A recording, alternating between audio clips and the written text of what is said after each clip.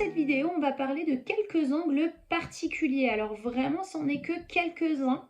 Il en existe d'autres que vous verrez plus tard dans votre scolarité, mais on commence déjà avec 3 cas particuliers en 6e. Je prends 2 angles et je vais venir les coller comme ça, de sorte que les côtés se touchent et que les sommets soient au même endroit. Et bien, si 2 angles sont positionnés comme ça, c'est ce qu'on appelle 2 angles adjacents. Donc la définition mathématique jolie, 2 angles sont adjacents s'ils ont leur sommet commun et un côté commun. Et donc sur le schéma, je peux bien montrer le sommet commun et le côté commun. On continue. Je vais créer des angles en traçant 2 droites séquentes, donc qui se croisent. Et je remarque quoi? Que j'ai 2 angles bleus à gauche et à droite qui sont exactement identiques puisque c'est les mêmes droites qui ont servi à les tracer. Et j'ai aussi 2 angles jaune clair ou orange clair comme vous voulez qui sont aussi eux deux identiques. Ces angles-là, c'est ce qu'on appelle des angles opposés par le sommet. Les 2 angles bleus sont tous les deux opposés par le sommet et les 2 angles jaune-orange sont tous les deux opposés par le sommet.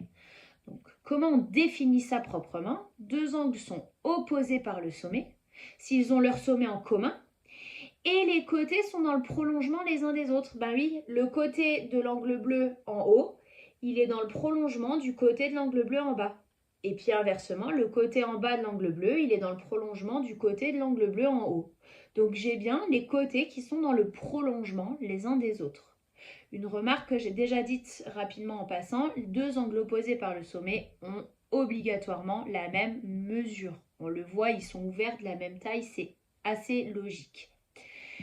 Et enfin, un dernier cas, je reprends 2 angles que je vais repositionner de sorte à ce qu'ils soient adjacents, comme ceci. Mais je remarque quelque chose d'intéressant, c'est que les 2 autres côtés, ceux qui ne se touchent pas, ils forment une ligne droite. Autrement dit, quand je mets les 2 angles côte à côte, ça ouvre un grand angle plat.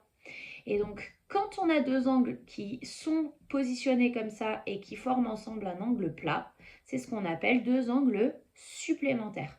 Donc, 2 angles sont supplémentaires s'ils forment un angle plat. Alors, en réalité, je n'ai pas besoin qu'ils soient collés l'un à l'autre.